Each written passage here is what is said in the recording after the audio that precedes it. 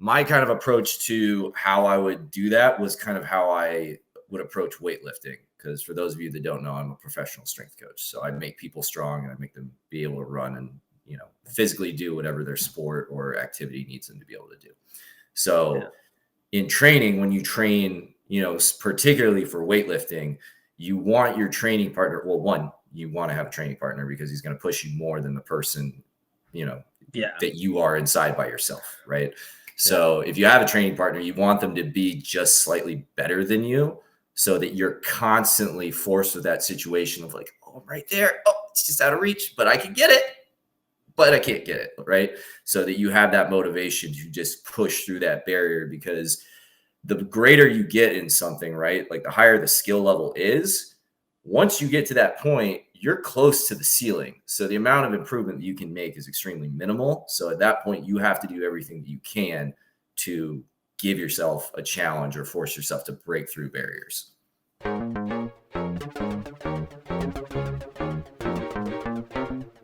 Hello, and welcome to the Absolute Guard Podcast. We're a competitive fighting game community podcast examining history and current events from the lens of the Arizona grassroots scene. Yes, welcome. This is episode 69. My name is Benny, and as always, I'm joined by my co-host, Jon. Today's guest is Mr. Lumina1re, and this episode is brought to you by Dawson's Jump Heavy Kick. I hate that. That's like an inside joke for everybody. You want to tell the story, Benny or Mike? Well, I would like to hear from either perspective on why Jump Heavy Kick is relevant to you two. I mean, Benny, you can go ahead. It's your button. Yeah. Anything you miss, I'll just follow it up with the truth. So, speaking of that button, I was just informed that modern Dalsim loses that button, and that's a deal breaker for me because of that. So I will never play modern Dalsim because he does not have Jump Heavy Kick, which is the bane of Kimberly's existence. Yep. Yeah, I would say it's just the bane of hitbox existence in general. Like, I mean, it's like, there you go, dog. There's your hitbox. Some context for our viewers here is that Mike was visiting Arizona recently, and we went to the gaming zone and had like a big casual session, and Mike and Benny kind of went at it for a little bit as far as in Street Fighter 6, and then float jumping heavy kick from Dalsim proved to be an extremely potent attack against Mike's Kimberly. It stops everything, dude. By Mike and Benny going at it, what he means is Benny beat me down like a redheaded stepchild for like an hour.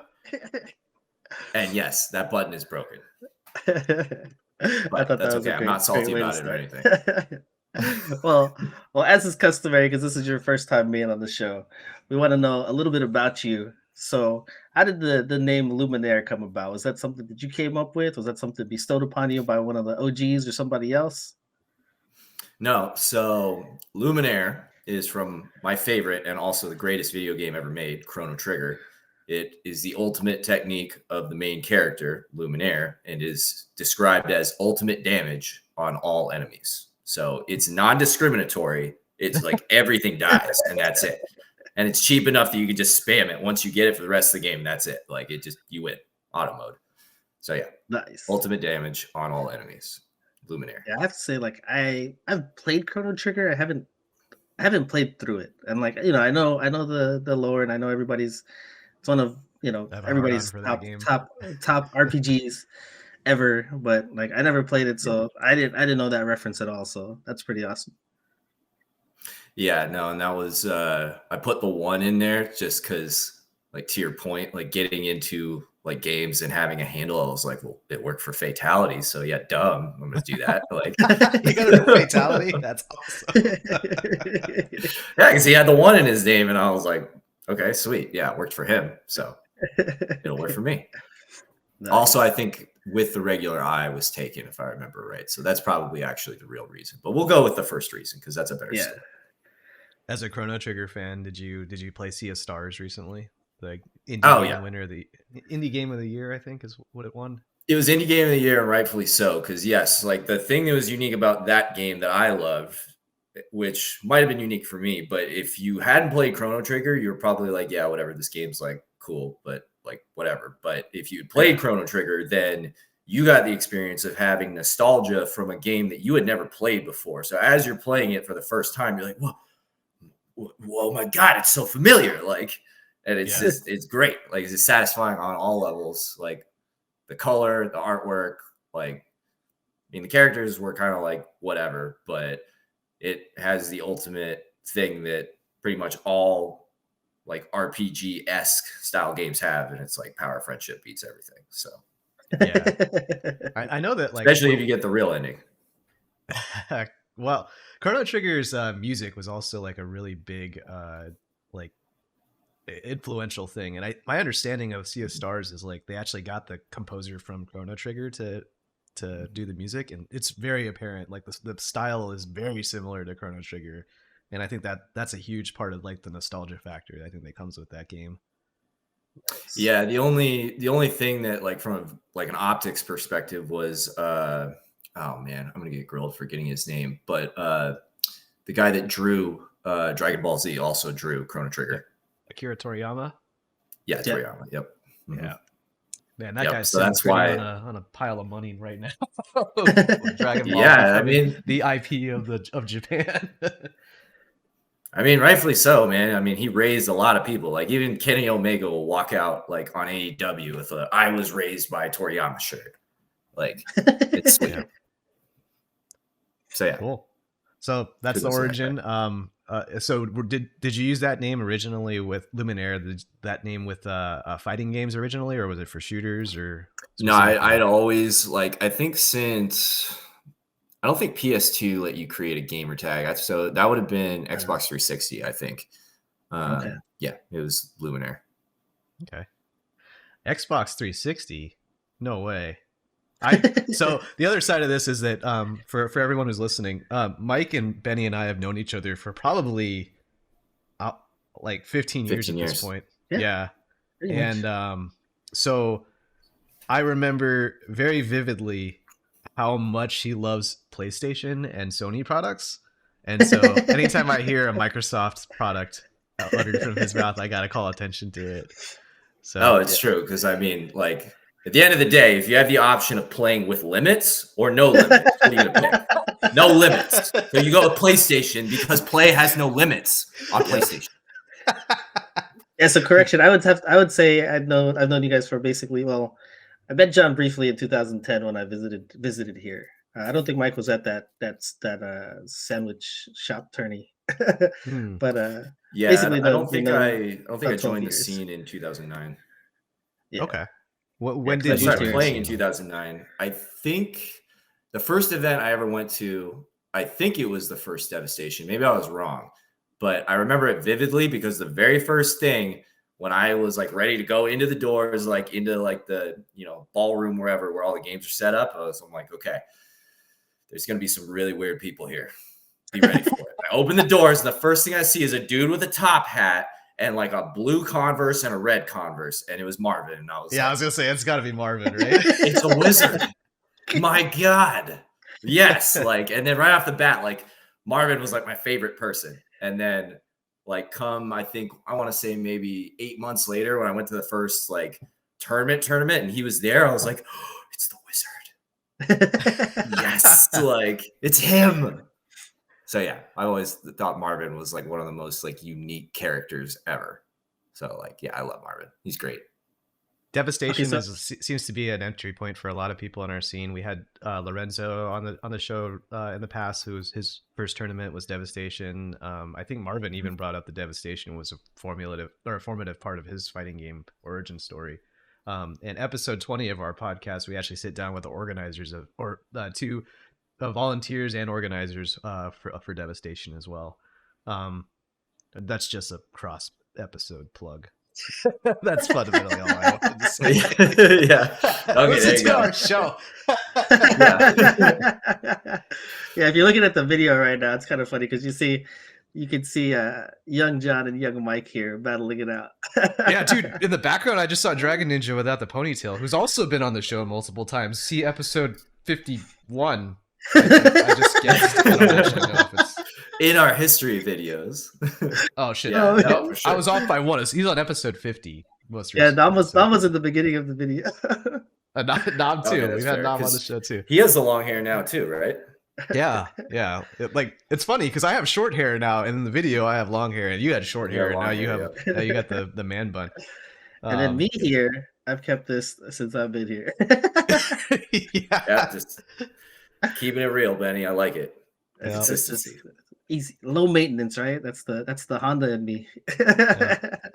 That is true. This is actually pretty low maintenance because when I get a haircut, all I got to do is just buzz the sides because I just keep the top. Oh, you got the sides going on too. Okay, I see it. Huh. Yep. But I have to like Drano my shower like once a month. It's terrible because like I'll wash my hair and just like clumps of hair will come out. And I'm like, that's me? What? All of that came from me? Like, my goodness. So yeah, like shout outs to girls that have to deal with that for like their entire lives. Like, I don't know how you do that.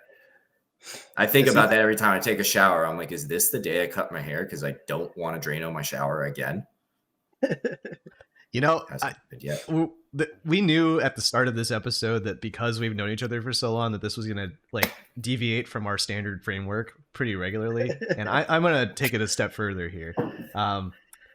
Last episode, and I'm even doing the cross episode plugging thing. Last episode, I think I talked about how I was getting better from being sick, right? And one thing that I didn't really share with anybody is that when I was like really sick, like my hair looks similar to the video that's on the stream right now, and it was about that long, and it was in my eyes, and it was basically causing like the oil from my hair was basically getting into my eyes and irritating them. And I was sick, so I was like, I didn't want to put up with any shit. I was so like bent out of shape, and so I just chopped off like the hair that was in my eyes, and like I just took out some like Fiskar scissors from our office supply area. I just went, and then I looked at it and I'm like, this looks fucking terrible. So let me try to fix it. And I tried to fix it, and it looked a little bit better, but then I'm like, but it still looks bad if I cut this. And I realized that I'm like, if I keep doing this, I'm not going to have any hair by the end of this. Because the hair appointment that I had was actually a week out because I was sick. And so I finally got the haircut yesterday, but in the last episode, if you look very closely in the camera, you'll see that like my bangs are super fucked up. But I have headphones on, and I deliberately didn't shave so that way like it would distract from how whack my hair looked and stuff. I wasn't going out in public or anything either. I was like, oh, I'm still sick, guys. So if we're in the interest of talking about hair and hair nightmares, that's like literally fresh off the past week here. That's what I'm saying. That's fair. Low maintenance, man. Low maintenance. Once I start seeing my hair matte, I'm like, it's time to cut it because like that annoys the shit out of me. So I'm like, nope, time to shave it again. You look like an early chia pet.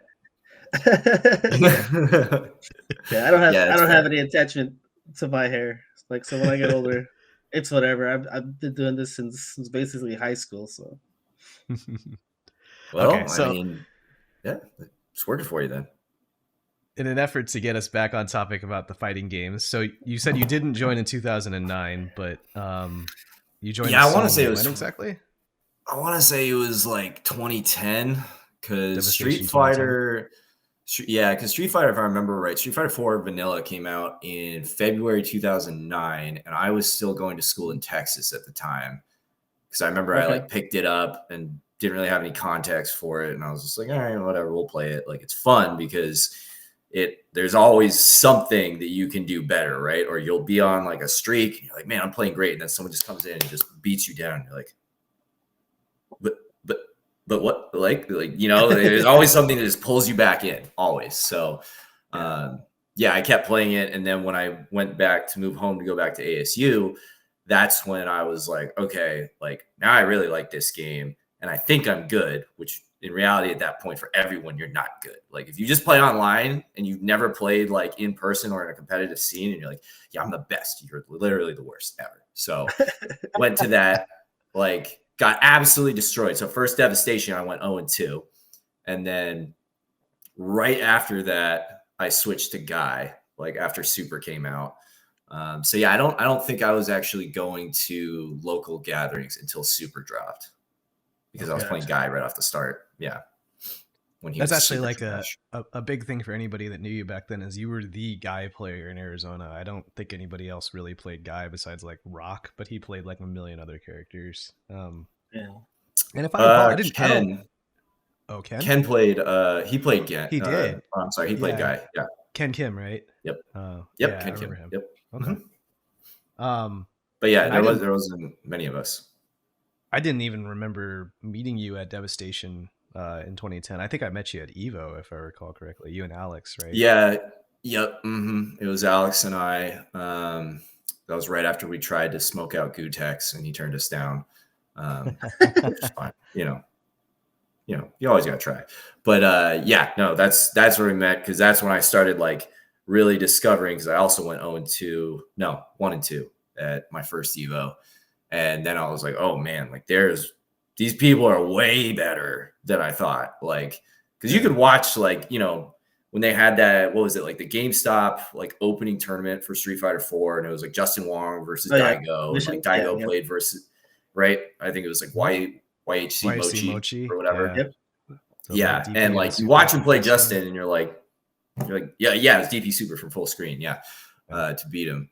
But you watching them play, and you're like, okay, like they're not that good. And then you play against people that are not even on their level, and you're like, oh wow, I'm trash. Wow. So yeah, I think we talked about that with Abe when we had Abe on the show, said 3S, in terms of kind of like the whole, because he kind of had that revelation too, in terms of like finding players like on a much greater level, right? And he kind of equated it to like, or I think I equated it to kind of like playing sports, right? Like you could play at your local whatever YMCA or basketball court, and then it's just like, hey, I'm going to play against these guys that played in college or something, or these pros, and you can't even touch those guys. And it's the same kind of thing, right? Like you see a Daigo and Justin Wong, and like maybe you think that they're not that great, but then you get a real taste for it, and it's just like, oh man, this is like a whole nother level that I'm not even prepared for. Yep. And then like, I mean, you couple that with like the skill of a player like Daigo, and then you throw something in like a cheater hitbox or whatever, and it's like you're not going to beat them. So that's just for you, John. Yeah, we haven't actually opened that can of worms in a while, and I was actually kind of curious about it. Is hitbox cheat? Like you use an arcade stick, I imagine. So I would look at it from kind of like the perspective that like. And you may not have like context of this, but if you look at like golf, right, like pro golf, they used to allow the cheater putter, where the handle was so much longer that you could brace it against your sternum, so your degrees of freedom actually went down. You had greater stability of the club. But it's like, dude, you're a pro. Like that's your job. There's no one there. That's just you. Like it's not like you have to react to anything. It's just you and the ball. The ball's not moving, right? So they determined that they were going to ban that because it gave an unnecessary, like if you have the skill, like you should be able to just do the thing. So like in my mind, the only thing that, I mean, there's other things that I'm sure you could dive into that hitbox like can do that, you probably know better than I would. But the big thing for me is like, if you're wiggling back and forth in neutral, eventually, maybe not always, but eventually, like, you're going to get like a random jump by accident because you go up forward or you go back or something like that. There is that human element that eventually could happen, right? Whereas, or even that, like if you watch like Daigo or Tokido and they wiggle, it's like ultra fast, like pixel movement. You can do that really well. The hitbox is just like button, button, button, button, button, button, button, button. But on stick, you really have to have the dexterity to do that. And if you do it too quick, you're going to get a dash or you're going to get a jump. So in my mind, it kind of takes that piece out of it. I don't like it. I don't really think it's necessarily cheating. I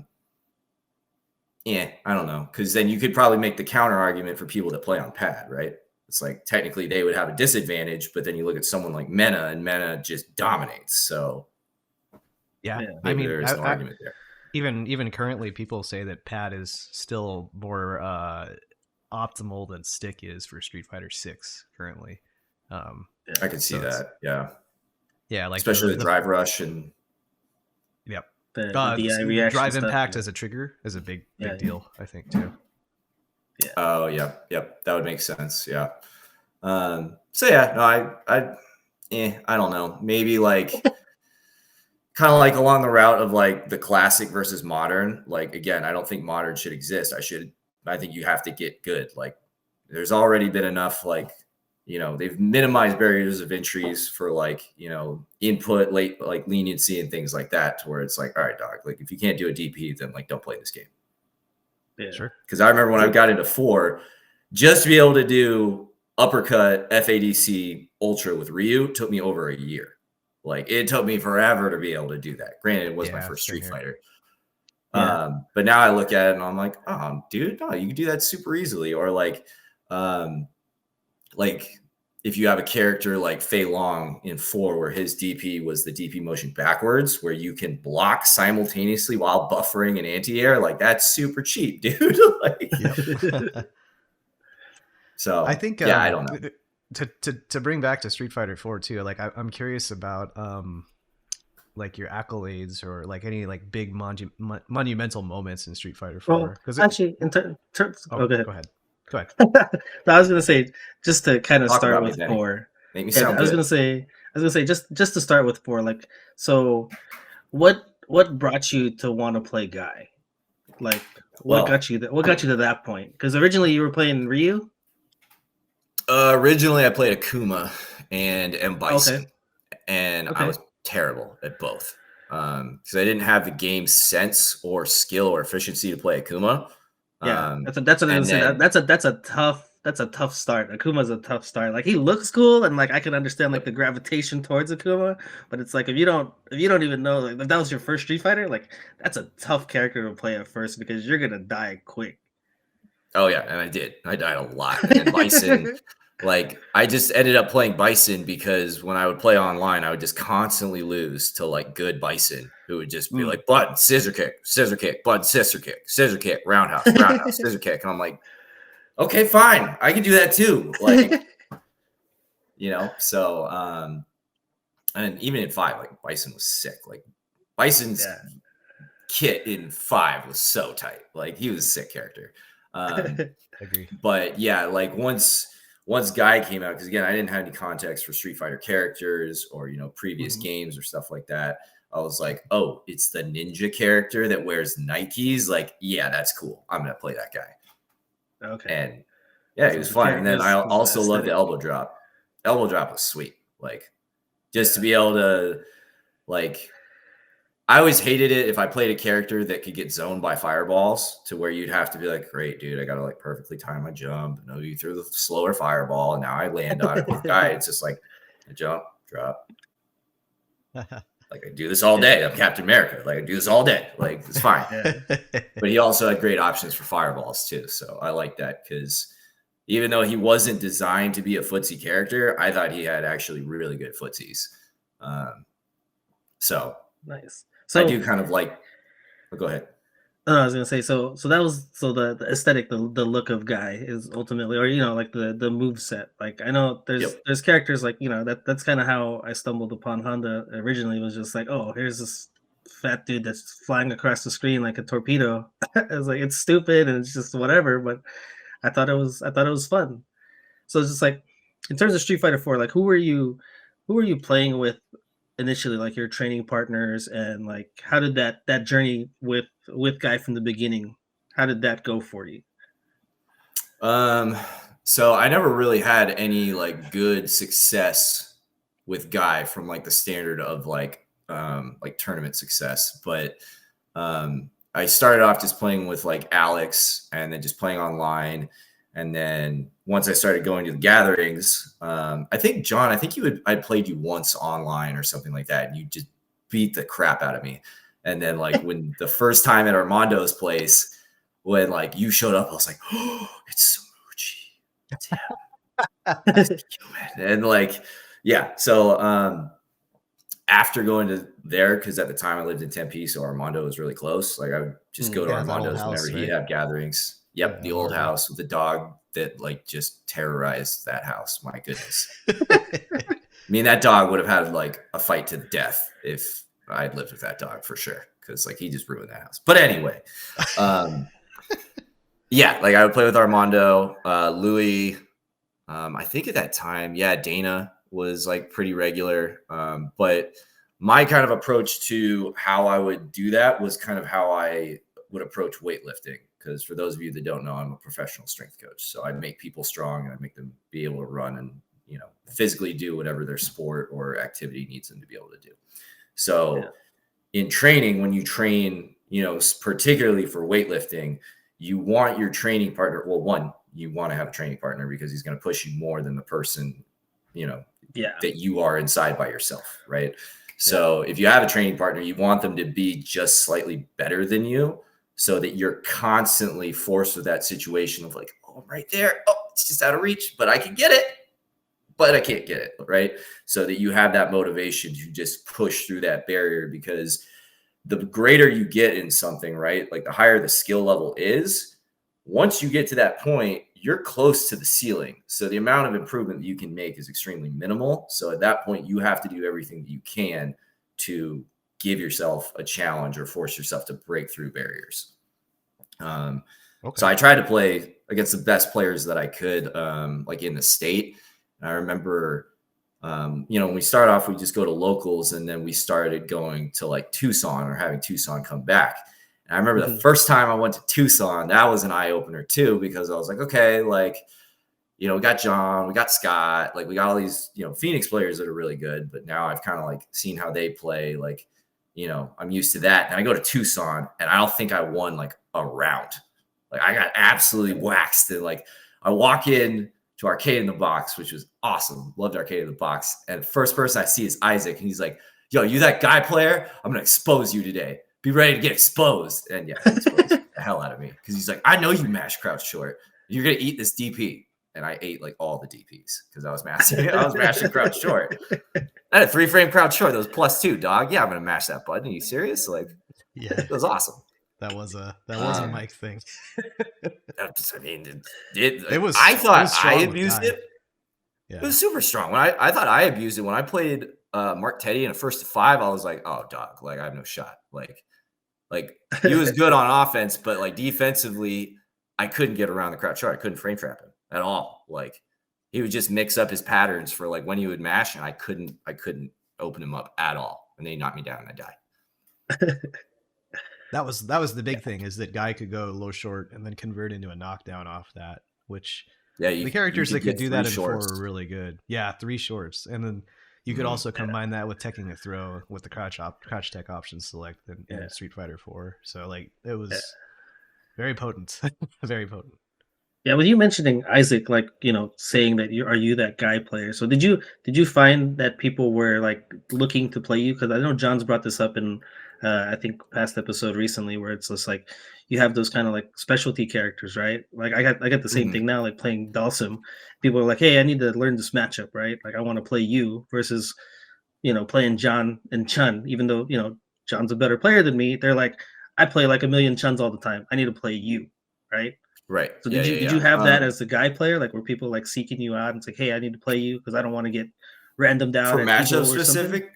Yeah. Yes, but at the same time, it was kind of weird because like there weren't a lot of good guy players, and the majority of the good and successful guy players just played like absolutely crazy ham offense, right? And then I didn't play that way. Like I got told all the time by Chris T that he's like, dog, your offense needs to be so much better. Like your footsies are fine, but you're trying to play footsies with a character that has bad footsies. And I was like, no, it doesn't. But he was right. Definitely.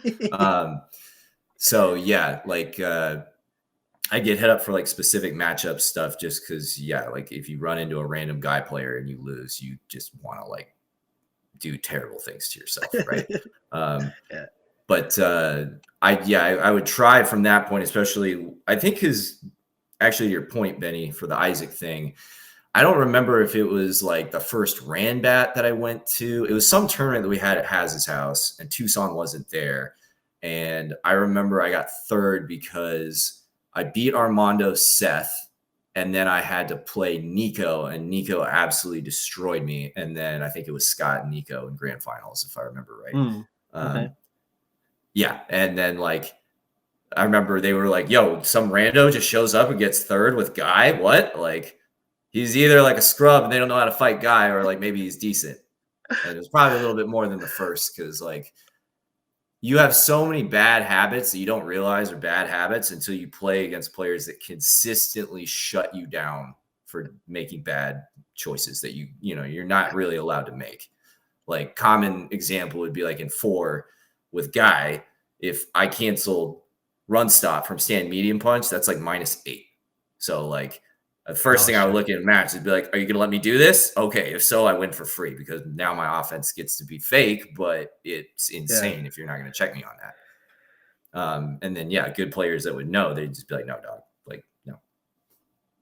So, yeah, little things like that. I think it's always good because like to that point, right? Like when I would go to major tournaments, I would try to save like $200 that I would use just to money match like Japanese players or like people that I knew were like top level players that I'd never get a chance to play. And like if you're at a tournament like that, maybe it's different these days, you know, like you have guys like Mena that are just like really nice people and will play you legit just because you know they respect that you want to get better.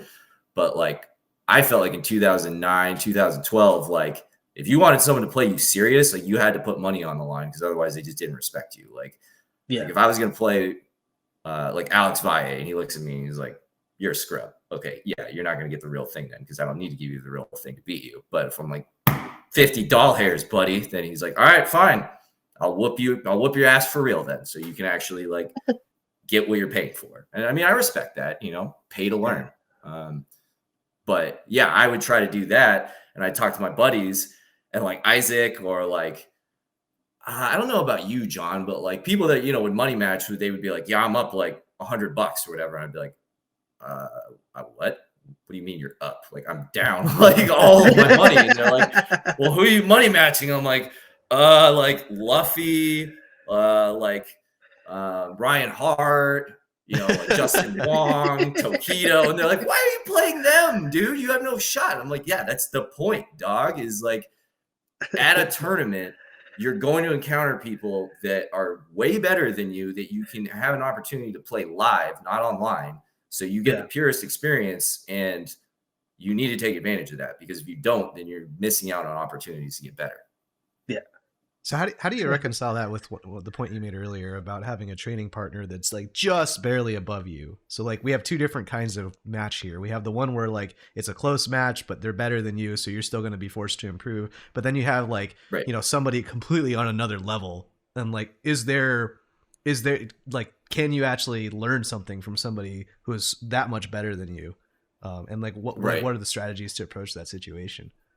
No, that's a good point, right? So first, in order to get better, you have to know what you need to get better at. You need to know what you're looking for in matches in order to be able to like recognize that and then make the adjustment, right?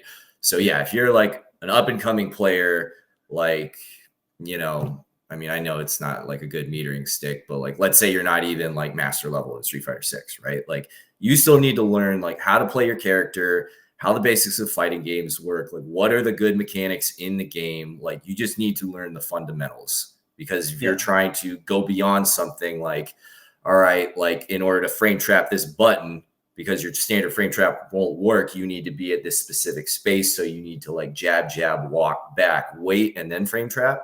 Little things like that will go right over your head if you're not even like knowledgeable of what your frame traps are, right? Right. Or when you should be using them, things like that. So yeah, I think if you're starting off and you're down here, then yeah, you need someone that's right here. And then as you get better, you just slowly play better and better people, right? But I also think in that system, the other thing that people forget, which is like why I gave Mena kudos and why I think particularly the Dominican scene got so good so quickly, was that if you're a really good player, right, you have to live off the Spider-Man principle, right? With great power comes great responsibility. So if you're the best player in the state or in your scene, then you need to be playing all the people in your scene so that you can get them better. That might only be maybe like one matchup, but if you're a truly good player and you can play multiple characters well, like Rock could play multiple characters like at a pretty high level, right? Then at that point, now you can have a greater impact on your scene and you can grow that scene. Like when I was living in the Dominican and I got to hang out with Mena a lot, he would tell me like, yeah, dog, like we start off, like we play the characters that we like. And because there's only like 6 of us, like eventually we all have to learn the whole cast and then they all get good at the whole cast. and now they can play. Because you made a good point, John, about like, okay, well, maybe your training partner's here. Sometimes it's hard to know if it's the skill level that's actually here, or maybe it's the particular matchup that makes it feel like it's here. But then if you switch characters, like, and let's say you play Ken and I play Ryu, and now it's here, then like, it helps if you can play more characters, because at that point you become truly more masterful at the game and not just playing one character. Which I think by the end of my Street Fighter 4 career, like I played Guy and he was my main. Nothing was going to change that. But like I played Oni, I played Sagat. And that's right. I remember you playing Oni. That's right. Yeah. Just because I realized that too late, I was like, oh man, like I'm going all in this one really niche character, but like Guy didn't have a low forward that was special cancelable. So it's like, you're missing out on very specific like skill sets and strategies because you just don't play a character that has those as options, right? Yeah, so you're not as well rounded as a player by not exercising those muscles, right? Yeah, right. Because like ultimately, what you're doing whenever you play a character is you're like, what tools do I have at my disposal, and then how do I put myself in positions to make those tools be truly advantageous, right? So like if you play multiple characters, you're going to look at a button and a normal differently than you would if you just play one character. Like if you only played Akuma in Street Fighter 4 or like Boxer, right? Then you've got one of the best sweeps in the game and you have good movement speed. And then you go to a character like, I don't know, Sagat. And it's like, oh, I'm slow and my sweep is pointless. Like this character's up, right? Like your mindset's different. Whereas like if you're used to playing with all the tools, then when you play a character like Rose, you're like, wait, this back medium, wait, what? Like it's throw invincible and it's plus? Yeah, you learn to appreciate the busted stuff that other characters can do, right? Yeah. Right. Or just like learning how like you might see an application for a tool that a person that doesn't play multiple characters might not see. Like when I played Eduardo, because Alex played Boxer, right?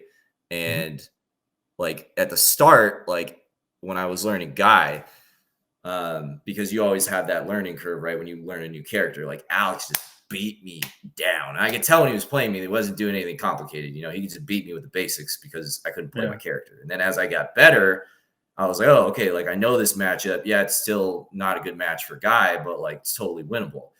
And then I played Eduardo and he was like, okay, I got one question for you. Like before the set even starts, like I have one question for you. And he's like, I was like, okay, what is it? He's like, is your name Combo Fiend? I'm like, no. He's like, then you're not winning.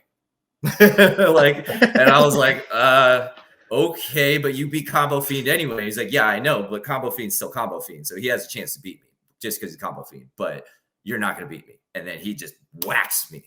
But then he went back and he was like, hey, just so you know, like you didn't use your low forward at all in that matchup. And I was like, well, yeah, it's just a sweep. Like I can't really get close to you to use it because your sweep goes like full screen and I can't punish it. And he's like, no. Like knock me down. And then on my wake up, do low forward. I have no options that can beat that. And I was like, oh, wow. Like I didn't even know that because it hits twice. So if he does an EX move, it'll beat the armor. And if he headbutts, low forward, low profile me. Yep. So it went right over. Nice. So I was like, dude, why didn't you tell me that like during the set? And he's like, are you serious? We're playing for money. I'm not going to tell you that. No, that's when, like I started to be like, okay, all right. Yeah, Nico's right.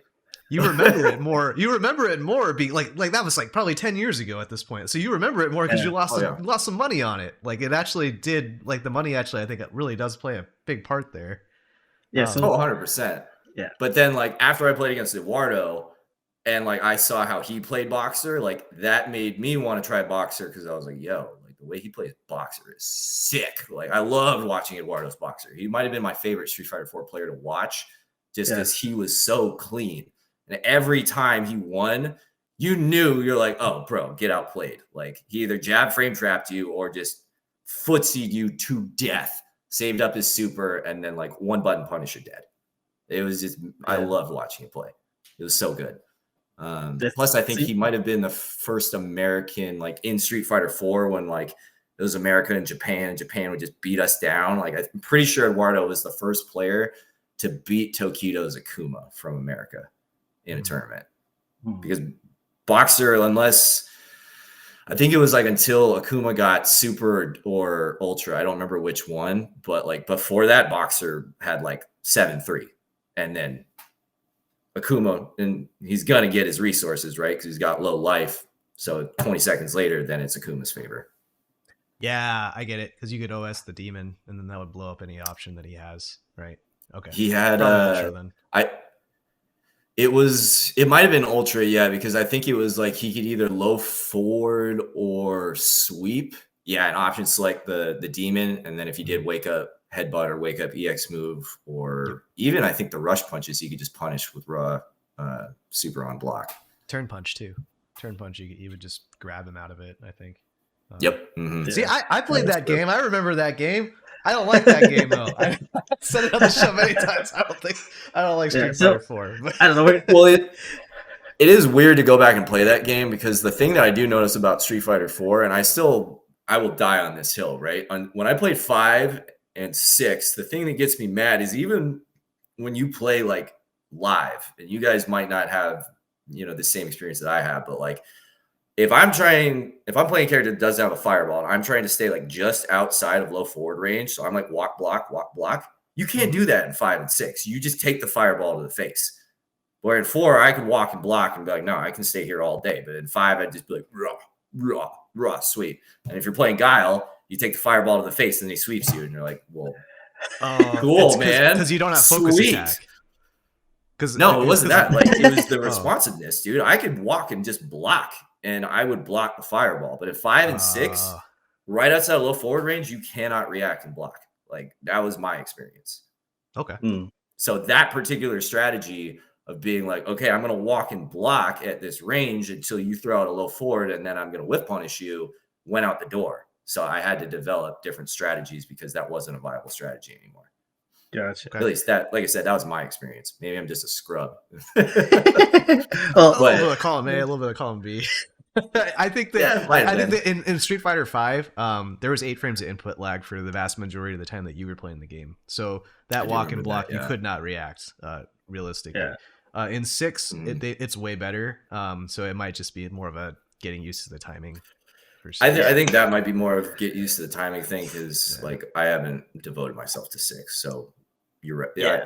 I would say that's probably unfair for me to judge 6, but 5, no way, dog. You cannot walk and block. That was lame.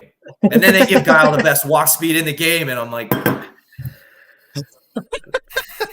Mark, to our listeners who have never met Mike before, Mark. Like, you can tell he's very passionate about these games.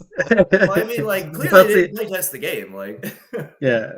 Well, we're kind of like all over the place. That's cool, but because you mentioned even like MENA and the Dominican scene and stuff like that. That's Street Fighter 5 era, and like I wanted to touch on that a little bit too, in a little bit, but yeah, we were talking about Street Fighter 4, and like you mentioned playing like the top players and stuff like that, and I know Jon mentioned like tournament accolades and things like that, and I know where he was going with that. I know he wanted to talk probably about your SCR game. It was SCR, right? Against Infiltration? Yeah, SCR 2016. Yeah, against Infiltration, yeah. That was probably the highlight of my fighting game career in general, and I lost. I got shout outs for that and I lost. Well, take me through that tournament in general, because like I'd never been to SCR, so like how was the tournament going for you up to that point? So when the pools came out, I look at the pools and I was like, okay, I think it was Infiltration in my pool, and then there was a SoCal Fei Long player who actually ended up eliminating me at Evo, I think that same year or the year after. I can't remember his name, and it's going to drive me nuts because I don't want to disrespect him like that. He was a solid player. But yeah, so I had to play Fei Long right off the start, and like I hated that matchup, but I had a ton of Fei Long experience because I always would play against Driftwood, Nick Going, right? So I was like, okay, like I'm either going to lose or I'll like play masterfully and barely win, because that's the matchup. So I was like, if I win one match, I get to play Infiltration. Like, okay, so like I have to be ready for that. Because in my mind, I was like, I played Akuma, and I'm pretty sure I can beat Akuma. Like, the only thing that I have to do is not get swept. Like, if I don't get swept, what's he going to do to me? Yeah. Eventually, he's going to demon flip at me. If I can interject briefly here, this is 2015, and the context for Infiltration is that he was basically running the game at that point. He was winning every tournament. He was the best player in the world, hands down at that point. Yeah, outright. He would win tournaments by like just picking random characters, and he wouldn't even play his main a lot of times, and he would still win. Like not just like locals. I'm talking about major tournaments. So he was like unbeatable at that point in time. And to even like further give context on that point, John, at that same SCR, the same night that I played Infiltration, he did that 1-7 match with Latif and beat him 7-0, like beyond free. And we were like, what is this dude made of? Like, Latif, like, as just a player, might be like the greatest player I've ever seen with my own eyes. Like, the way that dude's brain processes stuff is beyond next level. Like, he's a genius.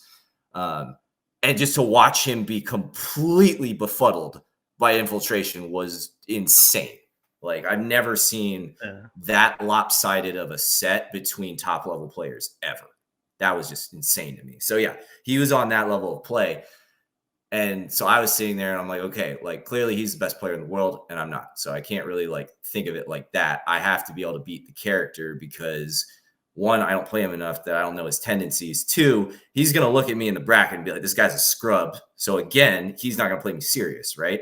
So in my mind, I was like, all I have to do is not let him sweep me and I'll win, or have the potential to win. Because at that point, like, if he's just trying to run away from me, like, I'm guy, dog. Like, you're gonna, like, if you try to teleport at the corner, I run slide. Like, I had options, basically for Akuma.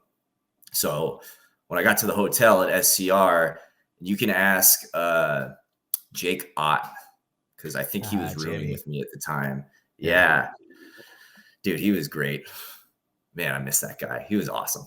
But anyway, so like, I sat in my apartment and I just set up my setup and I just practiced multiple different scenarios of where I could bait him to throw out sweep.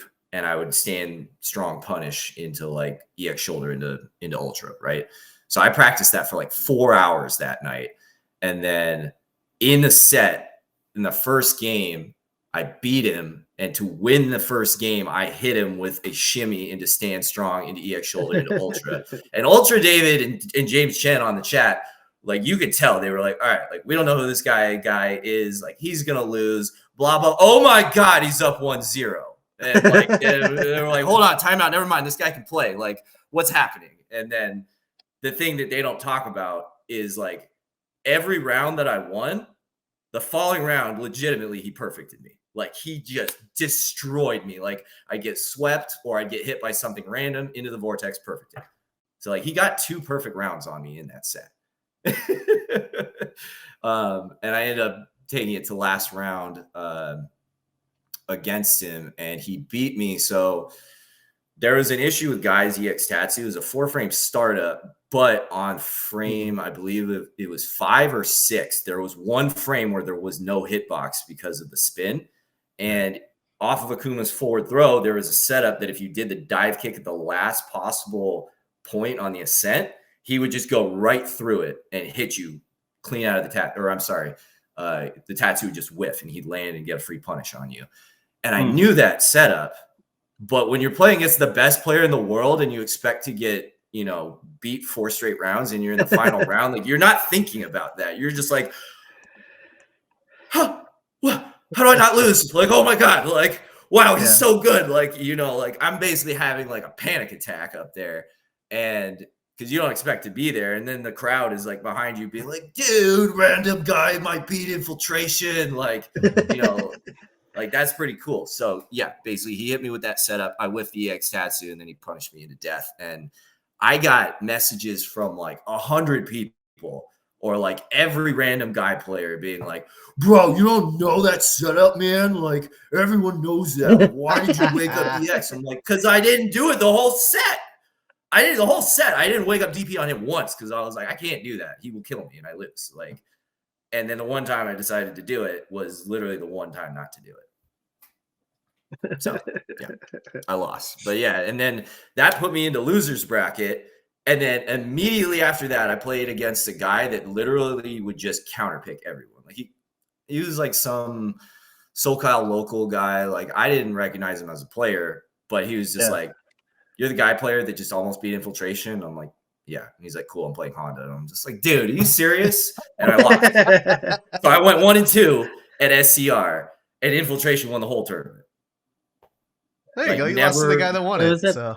No one, dude, until he played Hugo 1-on-1 in grand finals, no one got a match on him. I was the only one that got a match on him on his route through winner's bracket. So like that night, on the first night after Latif had gotten like absolutely mollywopped, right?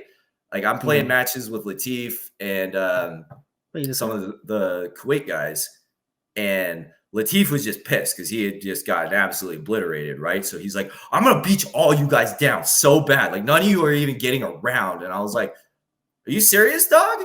You couldn't even get around on Infiltration. I got a game. I'm about to 7-0 you." And then he, like, his face changed. He was pissed, like, beyond pissed. And he's like, "I'm not just trying to beat you, Mike. I'm trying to make you, like, beat you so bad that you never play this game again."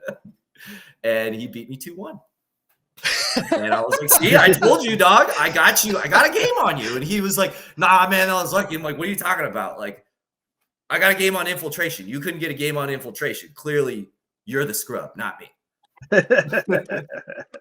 And obviously, Latif was like one of the best players in the world. So yeah, SNK actually posted the YouTube link to the match. It was 2013. That's what I was trying to look for. Cool. Yes. Yeah, I've got it playing on the stream in the background right here, so feel free to take a look at that if you're watching the video feed of this podcast episode. You can even see the Tucson scene all freaking out right there. I think I'm back there too, actually. Yeah, because like I remember like being in that, like I said, in the little hotel room, and I'm practicing that scenario because I'm like, this is literally how I'm gonna beat him. And Jammy's looking at me like, "Dog, you're crazy. Like, I'm gonna go hang out with people. Like, what are you gonna do?" I'm like, "I'm literally gonna sit here for the next 4 hours and practice just this, bro, because I'm about to play Infiltration tomorrow." And I landed it on him. So like, I think that you know, if you have a strategy and you know you need to look for something specific, like you need to practice not just that one specific situation, but utilizing the same tool for the same purpose in multiple different situations so that your brain automatically knows, right? Yeah. But yeah, you know, you got like in Street Fighter 4, I think I played training mode more than I actually played matches. Like I probably had 1 billion hours of training mode. Yeah, you were definitely a lab monster. You can even tell by like the way you're reminiscing. It's like a lot of it's based on setups specifically. Like 100%. I actually kind of draw some parallels with your career choice as a strength coach because like it seems like in the game you put a lot of emphasis on techniques, and I imagine as a strength coach, technique is, you know, your bread and butter, right? Yep. No, it's like if you don't have technique, you can't progress. Like in my career as a strength coach, I have to tell people like, "Yo, you're not ready for this. You have to still be here. Like you have not learned to wax on, wax off yet, and you're trying to like clean the whole car. Like, no, you have not gotten this. Until you get this, you will do nothing else." And a lot of people don't like that, but I mean, it has parallels in like martial arts or cooking or playing and learning guitar. It's like, if you can't play chords, like you got to be able to play chords. I mean, maybe that's not a good example, but like you have to master the basics first, and they have to be second nature before you can go to the next step. Yeah, exactly. I mean, yeah, that's true of anything. Like you said, like, I mean, you got to know the fundamental kind of things, or the maneuvers, the movements or whatnot, in order to get to that next level, or to level up. No, 100%. Yeah, because like to your point about movement, like my level of expertise is human movement, right? So like when I look at fighting games, and like John, we kind of had this talk when I was getting into Street Fighter 6, or when I was trying to pick it up. I was like, what things are the strongest things? Like, is it screen position? Is it movement speed? Like, what actually is going to give you the best bang for your buck? Because normally when I look at a character, because my career is based on movement, I value movement speed like over everything else, because I'm like, if I can move and you can't hit me, you can't beat me. Let's unpack that. So you say movement is it like walk speed? Is it dash speed? Is it like a command run, like how Guy has that, or like what constitutes mobility or movement in your mind? So I would start first just at walk speed, particularly walk backwards speed, because if you have walk backwards speed, you have the ability to get out of certain ranges where other characters don't have that option. They have to just block, or they have to jump, or they have to take some other type of risk. But if you have walk speed, to me, that's everything. Because like, you know, if you look in sports, right, they constantly say in sports, speed kills, because you can't really, I mean, you can train speed, but if you run a 4.340, like you are going to be a threat no matter what. Like even if you've got bricks for hands, you run a 4.3, you're faster than everybody else on the field. Like that's not something that anyone can like strategize or scheme for. Like it's just raw skill outbeating anything that gets thrown in front of it. So like if you look in like military expansions, right? Like you had like the foot soldier with a sword and a shield, and it's like, sweet, we do hand-to-hand combat. And then they're like, nah, dog, like if you're a better swordsman than me, then your guys win. So I'm going to put my dudes on horses, and now my cavalry is just going to wreck all your guys on the ground. Movement. It's movement, right? The movement is what dictates that battle. So then from there, they're like, okay, you have horsemen now. We can't beat you with our foot soldiers because we don't have horses. So we're going to make bows and arrows. So now we can hit you when your horses are all the way over there. Movement. Or like to your point, right, versus dash or walk or like command dash, it's just horizontal control. Like what do you have for that option, right? So like I like Guy because he had really good vertical options with like the super floaty jump that he could stop at any point with elbow drop that had the same landing frames as a regular jump, which was crazy. They fixed that in 5 and 6. 5 and 6, the elbow drops had way more recovery. Rightfully so. Dog, that shit should be like plus 10 on block, like on block. Plus 10 on whiff, like plus 10 on whiff. Yeah, 10 frames in the future after you land. I mean, if Rose can get a command normal that's throw invincible, goes over lows, and is plus on block, yes, Guy can get. Oh man, that character is stupid, but so I always looked at movement because again, right, like. If you have the skill of the movement, because this is a Kuma, if you have the skill and you never get hit, you win. But if you do get hit, you're a glass cannon. You're going to die in like 2 hits. Sure. So I always thought movement was good because, you know, if you're slow and you don't have the option to avoid things, then you either have to block them or find ways to negate the damage. So, I always think movement in terms of advantage in my mind. Like I said, sports, military, fighting games. Okay. Movement. See, like we talked a lot about your Guy in Street Fighter 4, and like even when going back to the anecdote at the beginning of this episode, you know, we were talking about how there was a gathering for when you were visiting the state and for the holidays this past week, and I posted up and was like, hey, we're going to be at TGZ to welcome Mike, you know, and just, you know, everyone catch up with him. It's been a while since we've all hung out together, and a large amount of people actually asked me like, who is this guy? And I had to kind of tell the infiltration story. I had to be like, oh yeah, like this is a Guy player that was really well known in our scene, and he almost beat infiltration once. And that was kind of the thing. So like it's kind of nice that we're going all the way back to that and kind of rehashing that story too. I do want to bring one point up in that I in an effort to introduce you to more of the newer blood in our scene, I posted up about this image here that's currently on our stream. I don't have the stream up, so I literally just see the 3. So that's good because I can explain it to you and catch up to the people that can't see the video. I explain it to me like a 5. Well, when a man and a woman really love I used to run tournaments, and then I used to do this thing called the highlight reel afterwards. And the highlight reel would basically just take the footage from the Rambat tournament the day before, and we would do things like player spotlights and do kind of stuff to like involve the scene a little bit more. And one of those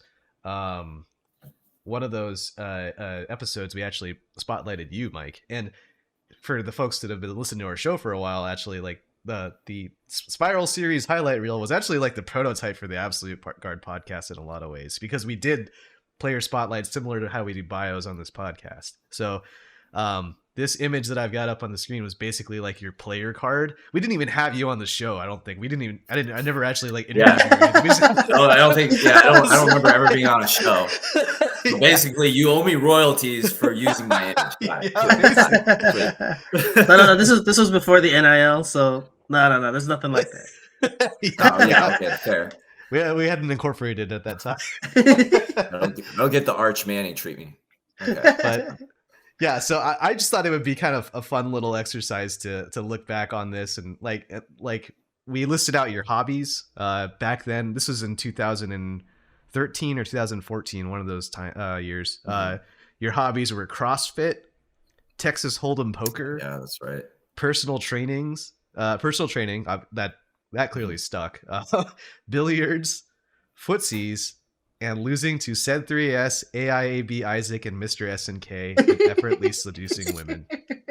It's true. All of those things, especially the last one, very true. I couldn't beat Abe in tournament. I couldn't beat Isaac in tournament, and I couldn't beat Nico ever, like at all, unless he was like, "I'm gonna play Ken." I'd be like, "Thank God," but he wouldn't do that in tournament. So I even tried to play Sagat and Guile against him in tournament. Still couldn't beat him because he's like, "Dude, I play against the best people that play these characters all the time." I'm just like, oh, I hate my life. Well, that's to that point, like, for you. I never in my whole career for any fighting game never won a tournament. Never, ever, like never, even like a local one that no one showed up at, or nope. Hey, those count, right? I got third probably like 37 times, and I got those second count, maybe right? like 4 or 5 times. But every time I lost in grand finals, Fetty. I feel like that was a dig at me. I was like, hey, that 5-person Mortal Kombat 9 tournament that I won in Alaska, that was a tournament legit, win. Bro. That's a tournament win, all right? That's a dub, right? I mean, if LeBron's ring gets to count in the bubble ring, yeah. I mean, 9-person tournament counts. Hey, we're not going to go there. That one does count. But. Lots of second and third. I agree. It does count. Placings, though, from you, Mike. Lots of second and third ones. Yeah, lots of second and third. Because if I get to grand finals, it would be because I'd be on the opposite side of the bracket from Nico, and Isaac would like lose to Scott or something, and then you'd be like, "Oh man, I lost." I'd be like, "Yes, I don't have to play Isaac in winners," and then I'd get to play Nico or Marvin and just smacked every time. Yeah. Well, see, so that's okay. So that's pretty much like encompassing your kind of Street Fighter 4 time, and then when it came to Street Fighter 5, like you mentioned earlier, MENA and the DR scene, and then Jon had just brought up the personal training thing. So fill everybody in, kind of like, why were you in the Dominican Republic in the first place? Oh, okay. That's a good point. So outside of, my evenings where I moonlight as Batman, right? I was a personal trainer for the first part of my career, which basically, I mean, personal trainers aren't bad, but there's kind of like this stigma between like strength coach and personal trainer, like doctor and nurse, right? So like even now as a strength coach, people will be like, "Oh yeah, you're a personal trainer." I'm like, absolutely not. I'm a strength coach. Like, no, I'm not a personal trainer. So can you fix my I was trying to make that transition from I was trying to make my transition from personal trainer to strength coach, right? Because strength coach, you work with sports teams, specifically only athletes. So I finally got hired. I played baseball like all the way up through college. So I wanted to work in baseball, and I got hired by the Oakland A's. So I was a strength coach for the Oakland A's, specifically for their Latin players, because being from Arizona, I had a decent amount of Spanish experience. So when I went down there, it was fairly easy for me to I didn't get fluent, but I came pretty close. Like I'd have dreams in Spanish and stuff. Oh, was that yeah. Like if you have a dream in where the dream is occurring in a different language with like your American friends that don't speak Spanish, it freaks you out first time that happens. Because you like wake up, you want to call your friend and be like, "Did you just learn Spanish?" No? Okay, that's what I thought. All right. Like so I got to go down there, and naturally, because for that job, I had a little bit of extra spare time, like before the season would start. Once the season starts, you're working like 60, 70-hour weeks because you just travel where the team goes.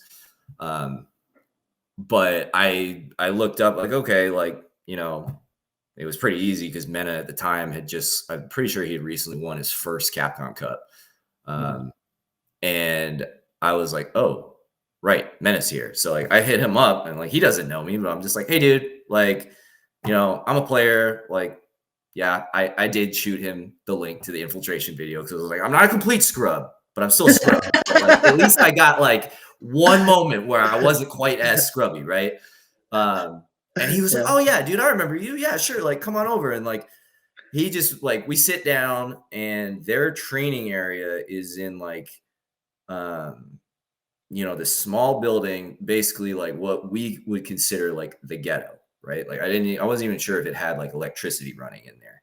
And you walk in there and the amount of skill in players that was there was like staggering. Like just the people that would show up to their locals. And I mean, they kind of proved it, right? Like in that recent team tournament, like that group could compete with anyone in the world, like any organized team in the world. But you'd walk in, there'd be people that didn't even have like shoes on, right? And you're like, man, these guys are like really like driven, like they are into it. Full like, Ryu there, huh? Well, yeah. Well, I talked to like, you know, this kid, he's like an 8-year-old kid. And I'd be like, oh yeah, like, so you like come play often? He's like, I have to walk 4.5 miles just to get here. And I was like, damn. And then he smacked me at like 8 years old. And I was like, wow, okay, cool. But yeah, Mena was really, really good. But he like forced his goodness on literally everyone that came into that area, right? So after he won Capcom Cup, he used that money to create and like basically buy that building so he could have a central hub for his scene and then grow it. So yeah, I highly recommend, like, the Dominican guys are some of the nicest human beings you will ever meet. Like, they're so nice. They have the same mindset of how they break down the games, of just how like the Japanese players and the Middle Eastern players will like break down the game and be like, okay, like no matter what, under any circumstances, like I will never do these things, right?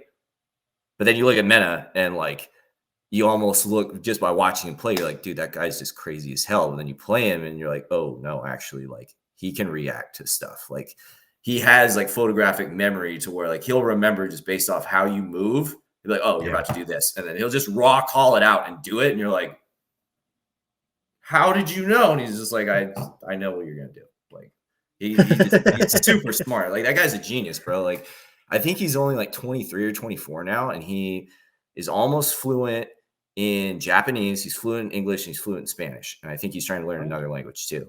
And I remember I asked him, I was like, why are you trying to learn Japanese, bro? And he's like, well, obviously, like, I'm a top level player and I'm going to be going to Japan. But like at that point, he had that rivalry with Tokido. And he's like, I want to be able to talk shit to Tokido to his face in his and I was like, yo, that's a man right there. Yes. Like, hell yeah. Like that was tight.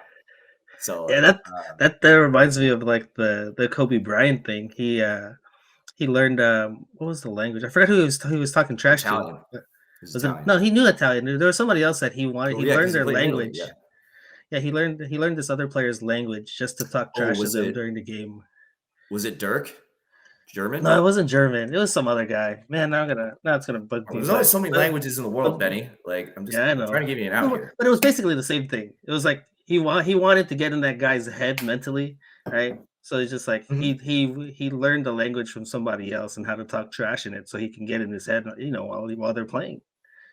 Oh yeah, 100%. Because like, not only that too, but like to be the person that receives that, you know, right off the bat, like that dude just had to drop like 100 hours at least to learn how to say that, just so that he could make me feel this way. Like, damn, that's deep.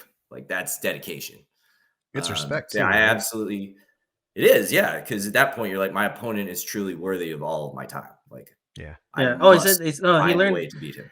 He learned French to talk trash to Tony Parker. That's what it was. That's one of the ones. Oh, that's well, good, dude. Because like I hated the Spurs growing up. I'm so glad they're the worst team in the NBA. Like, that's like next level stuff. But like Jon said, like that's a respect thing too, right? Like if I can't conversate with this person, it's like, you know, I'm playing them at the surface level, and like, you know, at that point they could beat me. But if I can get into their head some other way, you know, your mother's this or blah blah blah, and like, what? How do you even know how to say that? Like, oh yeah, no, it's true, yeah, like because when I would play in the Dominican, we'd be playing 5, right? And like at that point, I hadn't played. Like I think I played season 1 and season 2 like competitively, seriously, and then after that, I just kind of like played just to kind of like have fun with friends and stuff. But Yeah, that's me too. Yeah. Get back over there and I play, and having to like have conversations like, is that plus, or like, what do I do after you press that button in a different language? Like, yeah, that's hard, man. Like that's definitely hard.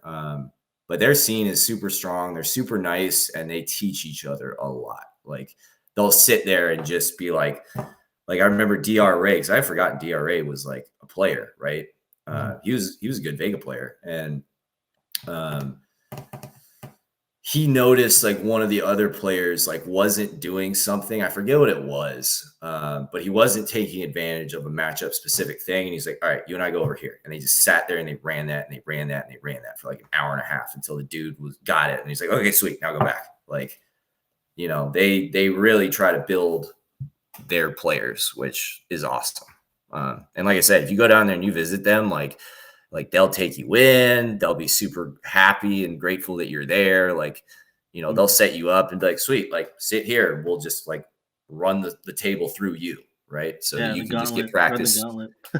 Yeah. Cause like if you do that, I think one, it's awesome because the new visitor like feels valued, right? Like, you know, being in a foreign place, but then your players from your scene get that experience from him.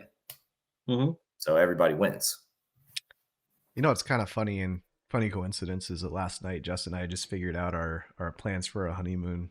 We wanted to go to some kind of tropical place, preferably when it's unbearably hot here, so we can cool off to somewhere else. And we picked the Dominican Republic. So, nice. I don't have no idea if like I'm actually gonna go like play fighting games on my honeymoon. That doesn't seem like it's gonna. That seems like a low probability, but I do I do know Mena. Like he was very kind to me and said like if I'm ever in the area, like there's a couple Chun players there that want to pick my brain too. So we'll see. Yeah, like it's funny you bring that up. Oh, sorry. Go ahead, Benny. It's funny you bring that up because you talk about the honeymoon and playing, and like what's playing in the background right now is the qualifier that I won, and I did that on my wedding anniversary. So. I mean, Jess of all Street Fighter. Jess of all people would understand, right? I mean, I know that there's some wives or girlfriends or whatever. They'll be like, "What? This is our time," blah blah blah. But I'm sure you could probably take a couple hours and be like, "Hey, I want to go hang out with these guys for a bit," and it wouldn't be a big deal. We did do that in the Hawaii trip, and she was cool with it. But we'll see. Honeymoon is like a once in a lifetime deal, so I'm not sure. But yeah, so it sounds like it was a very fruitful experience to live in the DR, practice with some of the best, and then eventually you leave the DR, right? And you come back to the continental US. Yep. So now I'm living up in Washington State, because now I'm a strength coach for the Army, no longer working in baseball. So I work for the military, or I should say contracted through a contract company for the military. But I work with soldiers all day. So we could consider you a defense contractor then. Like Luke. I mean, technically, yeah. Because the people that we have the contract with is the Department of Defense. So yeah. Yeah, there you go. Yep. Okay. So now I'm up here. I haven't tried to. I've been up here 2 years, but 1 year that I was doing my master's for grad school. So like when I did that, I really just wanted to focus on that. I haven't really dived into their scene a lot to really see like who their good players are, where they gather, stuff like that. Just because I don't know, man. Like at this point in my life, like I'm very much like I can't kind of like halfway go all in. Like I'll dip my toe in and be like, okay, how do I like this? And if I really like it, then like I'm in trouble because my two options are like, okay, I can either play it like competitively and like serious and make that like my main game, or I don't touch it. Because if I try to play it like in the middle, like I have friends like you guys who are good players. And if I don't practice and actually get quality practice and learn matchups and learn situations, you guys are going to wipe me. And then the competitive mindset in my brain is going to be like, Yeah. you know what you must do. Training mode for a month. And I'm like, no, dude, I don't want to do that. Like, I don't want to go in that cave.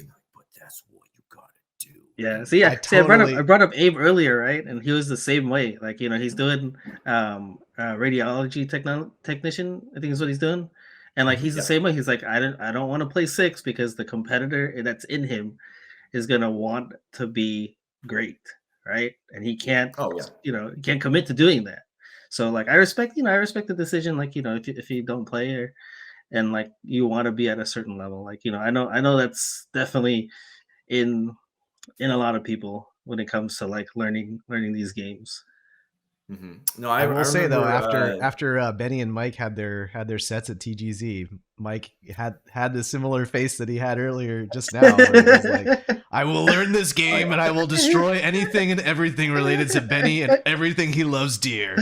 Was that a good mic impression? Pretty much. That was a good mic impression. Yeah, no, that was on point, dude. Accurate. Because yeah, like you have to, like if you have a severe problem, like, you know, Capcom just forgets to not make jump heavy kit broken, right? Like, you have to find a solution for that. Otherwise, it's literally like you don't play against Dawson. And you don't have that option. Because Benny, you're right. You know, like people will run away from matchups because they're like, oh, this matchup's whack. Your character's dumb. And it's like, yeah, but your character's in the game. So eventually, in a tournament, you're going to run into someone that's a good player with that character, and you're going to get wrecked because you don't want to do your homework. Or if it's like Guy versus Honda, then don't even bother because you're going to lose regardless. Like, it's not winnable. No, it's not. It was not winnable. Okay. Facts. So what is your current interest in 6? Since I talked to you 2 weeks ago and you said you were going to go harder on it, but like now that you've had some time to cool off, how are you feeling about it? So for right now, where I'm at in life, right, I'm trying to find, because like I said, I'm a government contractor. So I'm actually trying to get a job with the government, specifically back in Arizona. And those jobs are extremely sparse and extremely competitive. But now that I qualify for them, basically all I have to do is just wait for the job posting and then like have the most like miraculous like interview of all time. Right. So I can get that. And then go back to Arizona, like I'll be able to pretty much do whatever I want with my free time because that job I'll be able to hold on to for 20 years, not have to worry about paycheck or like, you know, finances and then retire. But up until then, like I just finished my master's, so I got to start paying that off. Like rent's going up. Seattle, just the Seattle area is so expensive. It's insane. It's actually Seattle proper is more expensive now than San Diego. Oh, geez. I didn't know that. I didn't know that. Yeah. Yeah. I mean, it's not more than San Francisco, but it's more than San Diego. So, yeah, like I'm sitting here and I'm like, okay, like now I legitimately have to get a second job. So if I have to work 2 jobs and I have to make sure that I do cardio and lift weights every day, like for my job, right? Like, it's a lot, man. Because again, right, like if we're talking about like competitive Street Fighter player, like you're trying to be able to compete with the best in the world, like bare minimum top 100 at Evo, right? Like you got to put in the time. Like you have to get reps and reps and reps and reps, not just against characters, but like how different players will play characters. Because like it's like we always talk about in 5, right? Like you play 5 and you play against Ryu, and you're like, okay, Ryu players are like fundamental. They want to play a certain way. It's like no, jump light kick. Jump light kick, jump light kick, jump light kick, like it's Blanca. Like, and you're just like, no, man. Like, you know, there's certain play styles that you encounter it. And if you have never seen that, you just like shut down. You're like, what is happening? Like, what is this person doing? Right. So like, you have to expose yourself to as many reps as you can when you play games like that. Because like, let's just say there's like 5 variations of play styles with one character. I mean, how many characters are there? 18, 17? I don't know how many are in 6. But 6? Like, yeah, around 18, I think. Right. Street Fighter 4, though, had like 32. So it's like, that's 150 different variations that you have to like be prepared for. Like you have to put in the time, just like anything else. Like if you're a pro baseball player, you're going to put in like 8 hours a day minimum on baseball. Same thing. You watch like all the best players. Yep. 8 hours, dog. Like, you know, maybe not 8 hours, but you know what I'm saying? Like, you have to put in a significant amount of time. Okay. Yeah. If you were to pick up 6, like what would be your approach to getting better at it? Like how would you start? to learn 6? So what I would do for 6, right, is my immediate friends, like you and Benny, right?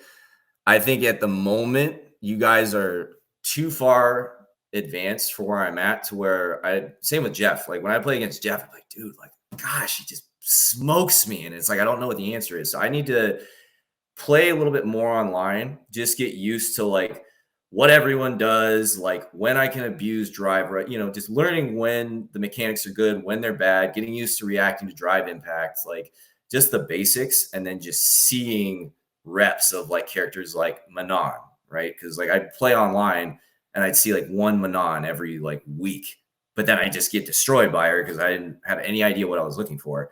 So I'd probably do that. Yeah. Spend some significant time in ranked. And then I would then try to be like, okay, like if my mindset now is dialed in, I've got more experience with the game. Now I'll try to play more with you guys so that I'm ready to be like, okay, I'm going to get my ass kicked, but now I know what I'm looking for and I can like get better. Right. Because like there'd be sets when I play against 801 Strider, Gustavo, bro. Like I play against Gustavo and he beat me like 151-1, like bad. But like after I played him, my footsies would dominate anyone. Like after that, like, his footsies were so good. He's got good footsies. Oh man, dude, Gustavo's footsies are like the sickest thing ever. And he lifts weights. So you're like, how did Abel step kick teach him that? Right? Yeah, but like he played Abel, but then like I mean he played Makoto, WoW at SCR, like he played WoW with Evil Ryu and he won a game. And I was like, yo, is Evil Ryu's beating WoW? Because I money matched WoW too, and I couldn't even come this close to his character. Like his footsies were dumb. But yeah, I think that's kind of like the thing, right? Is like if you're an up and coming player and you hear like you lost 156-1, why would I do that? Because anyone that's not at that level, right after you play that for that amount of time, you're going to destroy everyone. Like you're going to immediately, because it forces your brain to process at a higher level.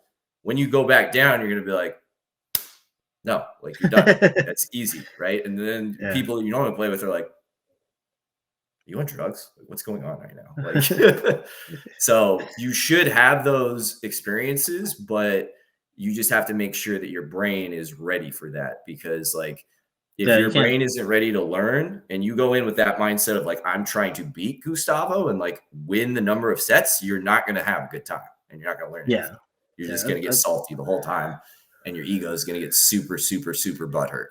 Yeah. So that would be, my suggestion would be like finding situations where you're trying to win and situations where you're trying to learn, right? So for me to get back into it, I would have to start with like just learning. And then once I have, basically like confidence in my skill set and my ability to adapt, then I'll try to win. Gotcha. Or play against people that are, good with the intent to win. Yeah, that's actually, like, I'm pretty sure if I played either of you in a 1st to 10 right now, I'd lose like 10-0, maybe 10-1 if I got lucky. If John was eating his tacos and was like, hold on, I'm eating my tacos. Then I was going to say, that's actually kind of similar to how I've been playing a lot. Because like me and John don't play frequently. Like we'll play, I don't know, was coming up this episode. once every couple weeks, right? And then like call outs. But I'll play in the hub. I'll play ranked and stuff, and like that's the time that I'm trying to win, right? Like I'm not, or I'm trying to implement things in my game, and then to kind of test myself. Then I'll be like, John just happened to ask me to play, the other day. Yep. And like, and overall it was 20-5, like him. Obviously, it was like, I think our sets went. Was it 5-0, 5-2? What do you mean? Obviously, dog. You have jump heavy kick. Don't undersell yourself. Not against Chun-Li. He's got standing roundhouse. But anyway, it was like a button that beats that button. It was it was 5-0, 5-2, 5-0, 5-3, and it's just like, again, like that's the same kind of thing. Like I was, that's the learning part for me. Like, right, I'm still figuring shit out. And honestly, that's the best I've done in a 20 game set, or 1st to 20, I guess, if you really want to call it that, against John. Like, 4 or 5 months ago, it was like 0-20, and I'm just like, man, he's just warming up playing me. Yeah, I don't think I'd actually like lost a game to you until like a couple months into the game, and then now like there was a point where like you were gonna win one of those first to 5 sets if I recall correctly. Like it was like you were up like 3-1 against me. Um, and I remember that exchange too, because it was like it was related to you, Mike, because I was thinking about float heavy kick, and I'm like, Yep. okay, this is what I told Mike to do, and it clearly didn't work. So how would I do it? And then I watched if you have better buttons, though. right. And I watched some Moke footage, and I was like, Moke just walks up and hits stand roundhouse against him, and it just works. And I did it to Benny, and it worked a couple times. And then what ended up happening though is, Benny, you adapted to it, and you figured out, like, I showed him a new tool, because I even outright said it at the beginning, where I'm like, hey, I want to practice this in our matchup here. And then he in turn was like really on point with trying to figure out a way to deal with it, and he did. And then that created this like back and forth that we got, where it was 5-0, but then 5-3, and then 5-0, and then 5-4 or 5-2. I don't remember what. 5-3, yeah. 5-3. Yeah. And so like it was just that was an instance where I thought we had like it was a play to learn moment. But at the same time, like putting that first to 5 cap on it, or the first to 20 cap on it, still kind of inspires that competitive drive. So it creates a more accurate simulation, I think. One other question I had to you, Mike, was you know, we're talking hypotheticals. If you had started 6, like if you're going to start learning 6, is there anything that you would do now that you didn't do back then in 4, whether it was due to lack of technology or due to like lack of experience? Like, is there anything you would do now that's different than back then? Yes, 100%. That's a good I did this kind of later, or maybe I kind of accidentally did it in 4 because I picked Akuma, but I wasn't going with this mindset, and I wasn't actually like applying this. But if I try to get into 6 seriously, I'm playing Ken, and I'm going to learn Ken really well, and then I'm going to go back to learning the other things, because 1, he's a Shoto, right? I feel like if you have that ability to play a Shoto really well, then it shows that you have a decent understanding of the fundamentals of the game, right? But then also Ken's the best character in the game too. So that will set me up to where maybe I play with Ken and I'm like, you know what? You don't ever have to leave. I'm just going to play Ken. Yeah. Like I don't have to leave. Right. Like he's Ken. So that's probably what I do, just to kind of get, 1, I mean, Abe's right, dude. Like play a top tier, right? Or at least have a top tier in your belt just in case you need it. But I probably learned Ken just because, like, Kimberly, same thing as Guy. She doesn't really have like a really good. Well, I mean, you could drive rush low forward, but you can't low forward drive rush cancel, or get anything really good going off of like a special cancel from a low.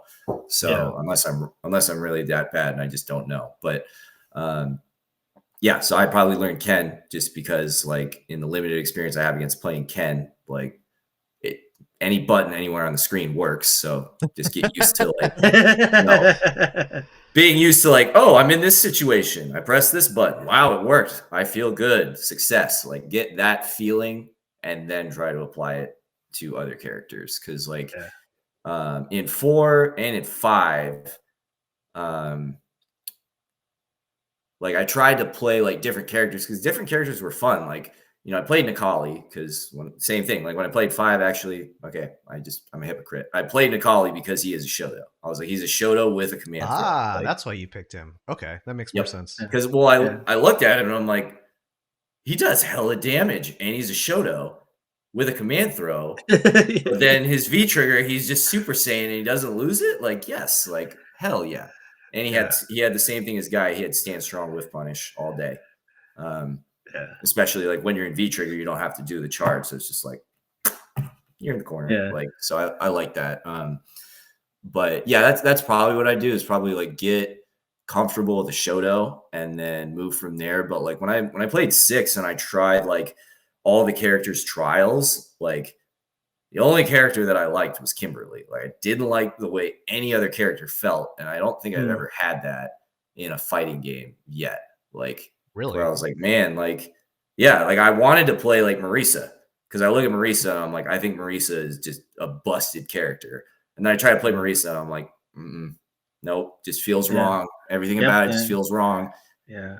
Yeah, you don't think mobility, you think of Marissa, that's for sure. Yeah. Like, I mean, no, definitely not. Yeah. Ken does have a run, though. Ken does have a run. And I mean, he doesn't have to move because all of his buttons are full screen and lead to you're in the corner into death, right? That's Ken Fierce, man. It's like a hitboxes, man. That Sand Fierce is dumb. Like, but yeah, like, so that's probably what I would do. To your point, after you told me when I was back at TGZ, you were like, jury's super easy. I'm like, okay, then I maybe might learn jury because I like super easy. She's so fun, dude. She's straightforward and she's fun. There's like an initial like, hey, all my punches do kicks. Like you have to kind of get over that. Once you get over that, then it's fine. Yeah, because like that was literally, and like we talked about that, I think maybe in like season 2 of Street Fighter 5, because you're like, dude, Necalli is such a, like, he's a brain dead character, like he's easy. I'm like, yeah, I know, that's why it's awesome, because like I'm gonna do like ground pound and you're gonna want to jump at me, and then I'm gonna whiff throw, you're gonna jump, I'm gonna uppercut you, and then I might be able to command throw you. Like that's awesome. Like it's just very simple, very basic. Like low forward stomp, sweet. You press a button, low forward into the heavy stomp, sweet. Like, you know, like it was super basic, but like I enjoyed that because I'm like, now I know what I'm looking for, like pretty much all the time. Kind of like how you talk about characters where it's like they're gonna play their game no matter what, no matter who they fight against. Like this is their game style. That was kind of like Necalli. It's like, yeah, like I can Sand Roundhouse crush you, but like ultimately I'm just trying to knock you down and then be like, am I gonna command throw you or not, bro? I don't know. Yeah. Like I think it's really worth noting that like it's a pattern I've seen for a lot of players that are like they're playing their second or third Street Fighter game. Like a lot of people just want to they tend to rather, when you and I first started playing fighting games, and Benny, I'll get to you in a sec because I think you're actually the inverse in a lot of ways here. But we started out playing really complex technical characters, and then over time, I think you and I have kind of shifted more towards simple characters. I would even call Chun simple, realistically. And I think that like I had the same mindset when I was going into 6. I'm like, I think I ought to learn a Shoto, or I need to learn a Fireball DP game fundamentally. And then Chun just happens to do that too. Benny, you're on the opposite end where like you started really simple and then now you graduated to extremely complicated and complex play to the point where it's eclipsed. I think it eclipses whatever Mike and I learned in 4. Like definitely what I learned. You had super jump cancels. Like you actually had stuff that was legitimately hard. Like guys' inputs were not hard. Like in my opinion, I think that's one of the trials I still haven't done in 4. What, guys? No. Ibuki. One of the super jump cancels. Oh. Well, shit. Never mind. I'm the best. Well, I mean, like, because I tried to play Ibuki and Crimson Viper because I thought they were sweet. And I was like, I lack the skill to play these characters. I can't do it. Like, sometimes you just have that, like you were talking about, like getting that feeling for the characters in 6. And like, you know, like when Monat came out in 5, or when she was going to be released, I was like, she looks fucking awesome. I went and tried to do some trials for her, and I was just like, this character is way too complicated for me. Like, I can't do all this, hold these buttons and release this at this time. I'm just like, nah, bro. Like, I gave up like within a week, and I was just like, this isn't for me. Yeah, no, I agree, Benny, because, oh man, who was it? The character in 5 that had the orbs. Yeah, you throw it out and leave it. Yeah, that's Monat. Yeah, that's Monat. Yeah, that's what I'm talking about. Oh, sorry, I thought you said Manon, not Menot. No. Yeah, like when Ryan learned her, I was like, dude, your brain is so much smarter than my brain. Oh my god, like, no way, right? Like, especially with the whole like super and the sequence. No, man, my brain can't handle that. Like, I can't do all that stuff, man. That's way too. That's beyond me. Yeah. I think that's a big point though, is that as we've gotten older, we've kind of learned our limitations a little bit more, and we've learned like how we learn, like how you've actually taken some time to figure out what you look for in a character. You would look back and be like, oh, because I was the same in 4. If I could go back in time, I would not play Ibuki or Viper. I would play a Shoto, or even somebody like Chun, even though she sucked ass in that game. Well, for most of it, I think. No, I mean, outside of Super, she was really good at Super, but like the top 4 in Super were all charge characters. So I think being able to have those fundamentals is good. Because again, like if you're a grumpy old man and you're like, oh, fundamentals will do me good. Okay, sweet, we're good. Like, don't need to get sexier than that if I have fundamentals and they work. It's also a function of time. When you're a grumpy old man, you have less time because you got to, no, it's true. Get to bed on time and get that senior citizens discount. Because I remember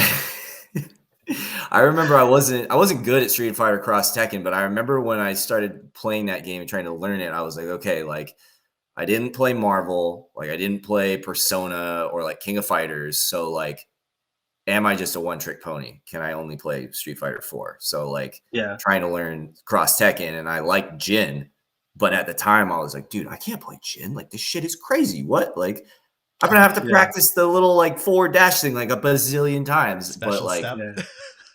Special step. Yeah. But he was so cool that I was like, all right, like I'll learn it. And then I did learn how to play him. And again, I wasn't like good at the game, but I remember that being like a mental satisfaction thing to where I was like, I didn't think I could play this character, and I was able to figure it out.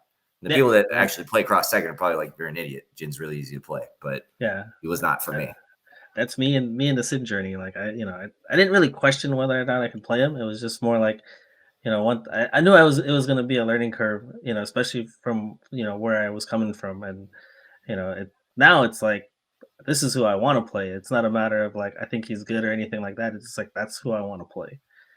But I genuinely thought you would drop Sim in 6 and you would go for an easier character. I genuinely thought that. I was so surprised you stuck with him because he's not even broken in this game. He's pretty run of the mill right now, I think, or like mid tier or so.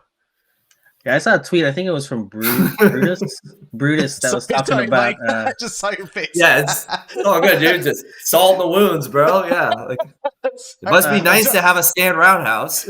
jump heavy kick is notwithstanding. Sim is mid tier right now. You gotta knock him down first, and then he sucks. No. I think it was from Brutus. He was talking about in terms of like power levels in 6. He thinks Sim is kind of like right where he thinks characters should kind of be. Something along those lines.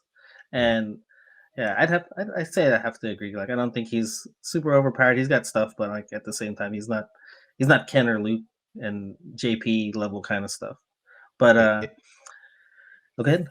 It's like Sim and grapplers. Like if those guys are too good, it ruins the game. Like it actually actively ruins the game. Or Guile. It makes. I like Guile in there too. Yeah, I could see that. There's a little bit of. Yeah. Okay. Yeah, like a zoner that's really, really strong, like that. It will marginalize a good majority of the cast and then degenerate the game, and that's just not fun. So they got to be very careful with those kinds of archetypes. Yeah, so I was going to say, go ahead. I was going to say we started this show with Jon eating dinner. I've got dinner basically on the way here, but I know Jon typically has a question he likes to ask everybody on the show before we kind of close things out. Okay. Everybody's got a different answer to this, and so there's no wrong answers. And we've even kind of touched on it briefly during this episode. But to you, what is footsies? Oh, okay. What is footsies? Right. So to me, and again, how much time you got? You messed up. You shouldn't ask me this. This is the last question, right? Footsies is a life philosophy, right? Because like when you play footsies, people think it's just like Scott said, right? It's a dance back and forth, and anything that like negates the dance like is not footsies. He's not wrong with that, but to me, footsies is your personal expression of how you like to play your character. So like when I play footsies, like, and I can only do this when I'm like in shape and very confident in my skills, right? If I play against someone that I've never played before, or if it's a matchup that I don't know, then that first round, I'm just trying to get information from you. Like I will walk and block all day just because I want to know like what are your tendencies. And the only way to know that and get you to show me that is if I would just walk at you and be like, what are you going to do, bro? At what point do you freak out and be like, no, I have to press this button? And then what button are you going to press? Then once I know that and you start telling me things, now I know how to dissect you and I know how to approach you. But so to me, footsies is like, that is your personal expression of how you move the character. And then based on how you choose to move, that's how I'm going to choose to try to counter you. Wow. Okay. So it's like an identity thing. Oh, 100%. Yeah. Cause like, I mean, obviously footsies can look different in different games, right? And you're always, if the game does have footsies, you might have that like, okay, like I whiff low forward, you sweep. I throw out low short to make you think it's low forward, and then I whiff punish or whiff punish, right? Like that type of thing I think will always exist. But like I remember Juicebox broke it down for me once. He's like, you have offensive footsies and you have defensive footsies. Like offensive footsies is being able to make people press the button that you want them to press when you want them to press it. And then defensive footsies is the ability to take away their ability to press that button when they want to press it. And when he said that, I was like, like, damn, he's right. Yeah. Cause like, you know, if you have really good defense and you know how to stop someone's offense, or you have that ability, like, wow, where I'm like, I can't even, like, this part of the screen doesn't exist. I can't even get close to you. Right. Like, then that's it. That's the game. Game's over. You lose. Or conversely, if your offense like Gustavo, right? Like I played against Gustavo twice in 6, and he literally just walked forward at me, and there was nothing I could do. And he's like, "Here we go," and you're in the corner, and that's it. And you're dead. Round over. Like if you have that ability to be like, I know what you're going to press, or I have an idea of what you're going to press, and I'm going to make you press it, then you're basically controlling the other player. Yeah. Okay, that makes sense. So that's why, like, I think like players. Yeah, like Alex Valle would always get called out for being random, right? But it's like if he knows he plays Ryu, right? Like he's what he's gonna do. He's gonna do low forward, right? So like if he's gonna be random, like he has to do that because he knows that that other person is trying to set him up to do the thing that he wants to do, so they can punish him for it. So if he's random, he's basically going against that and beating it. But if you don't realize that, then you look at him and you're like, dude, it's random. What? Like. Yeah. Sometimes you have to have controlled random. Yeah. You know, a lot of times I see people talk about footsies in terms of buttons and stuff, but it's almost like you're talking about walking as well, like walking patterns. Mm-hmm. So you could even manipulate the space in front of you without actually hitting any buttons. No, it's true because like 100%. Yeah. Because like if you don't know what they're going to do, right? Make them show you, just walk at them and they will tell you like where they're insecure and what they're going to do to stop that. Yeah. Like you can walk and block if you want, but like if you have the ability to do that too, where you're like, I'm not afraid to walk at you, then they have to press buttons to stop you. Otherwise you just get to walk in and get free pressure. Right. So like, I think that Latif told me one time, he was like, here's how you know the best players from the not best players. The best players go forward. Mm-hmm. And I'm like, yeah, you're right. Because they just, that's it. Offense, win, goodbye. Like, or ability to take that space away from you. And now I remove myself from that crappy situation that I would have been in if I hadn't taken that space. Yeah. Like there'd be times, and I know I'm getting into this rabbit hole with it, but like Street Fighter 4, right? Like it was a really common thing to like backdash in the corner, right? So you can get the iframes and then like make them whiff or whatever and then throw. Yeah. I would dash forward at people and be like, dog, you're going to walk back and I'm going to do something. I'm going to dash right up in your shit and throw you on my wake up. And like, if someone does that to you, you're like, wow, he's swimming in my dome right now. Like he knows exactly what I'm going to do. Right. So I think little things like that, and obviously you have to do them sparingly because otherwise then they're just bad decisions. But like, if you show that you have the ability to do that sometimes, and the other players can be like, "Oh wow, okay, yeah, like, all right, noted." Like, this guy has the willingness to be like, "No, like, I'm going to do this." Yeah, and then you just have to determine how stubborn they are with that. That makes sense. That's a great way to. Like if you play people that you know they're gonna jump, and that's literally like that's their thing. Is like if I don't jump, I can't win. Then you're literally the whole time just being like, I'm gonna do whatever it takes to make. There it is, boom. Like, I never had a plan ever to walk at you. I'm just gonna sit here until you jump at me, and I'm literally gonna beat you by just having you kill yourself. As a Dawson player, I know you appreciate that. Yeah, I was gonna say the same thing. Like that's that little walk. You know, like I'll throw normals out at first, and I'm just like, okay, he likes to jump. All right, now let me walk forward just a bit. It's like, all right, anti-air. Like, nah, let me shut all that down. Yeah, I think we could fill a whole episode of talking about footsies with you, Mike. Because I hope you come back actually, so that way we could cut, like, you could go get right into that next time. That'd be a blast actually. Because I got a whole like list of things that I'm trying to improve in my ground game. I'd love to run by you. So, Yeah, because like I said, I can't really do it anymore, but yeah, I can coach it. Not a strength coach. He's a footsies coach. Footsies coach. And, there we go.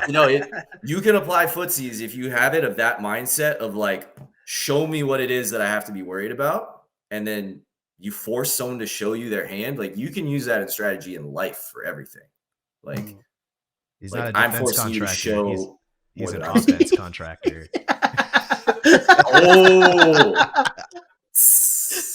that was a good one. Offense contractor. Try to put a cap on it here. Do you have any shout outs here before we end the episode? Yeah.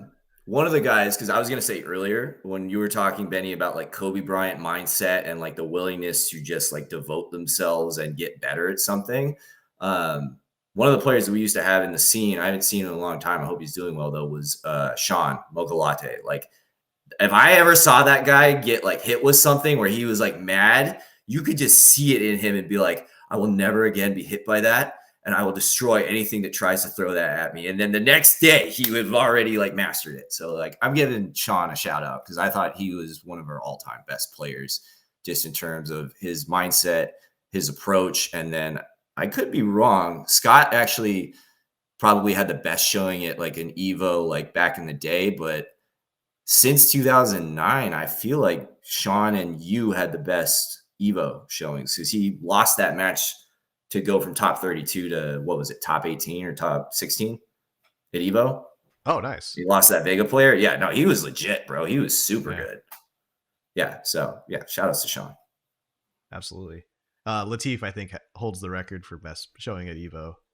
Yeah, but bro, like, yeah, like he's adopted Arizona. Like, I love Latif, right? When he was here, I was like, hell yeah, Latif is AZ for sure. But like, yeah, I get it. He's representing national esports now. So. Exactly, right? So, I mean, fair enough. Yeah, I would say, unless you include Latif, it's like you, Scott probably had something that I don't know about that was probably like top 8 or whatever. But yeah, in terms of 4, like I think you and Sean did the best. So, and even when I remember when Sean lost that game to that Vega player, he was like, he didn't abandon his strategy at all. He was like, I will die either failing to execute this strategy or I will beat you with this and it's going to be epic. And he almost did, but you know, I respected that because I was like, yeah, dog, like Kobe Bryant. I feel that like 100%. I'm the same way. Like if I'm going to lose, I'm going to lose on my terms, not your terms. Like, yeah, I was going to say quick correction. I did remember that Latif tweeted out, I think New Year's Day, that he's a free agent. He's not with Master Esports anymore. He's not. Oh no. Well, I guess we got to bring him back to Arizona somehow. Someone get a GoFundMe going. There you go, dude. Now he's AZ again, right? If he's a free agent, then like, yeah, he's Arizona. So yeah, emphasis on the free part. Kidding. We're doing good. Alrighty, you can find us at twitch.tv at you can find us on Twitch at twitch.tv/Spiral Series, YouTube at youtube.com/Spiral Series, and on Apple Podcasts and Spotify under Absolute Guard. This has been the Absolute Guard Podcast, episode 69, the big 69, with Jon, Benny, and Lumina1re, aka Mike. Thanks for tuning in. I can't talk. Thanks for tuning in, everybody. Goodbye. I'm gonna go eat some dinner. Benny's gonna eat those tacos. Yeah, let's finish those tacos. Yeah. See ya. All right, later, guys. See you guys. Thanks for having me on.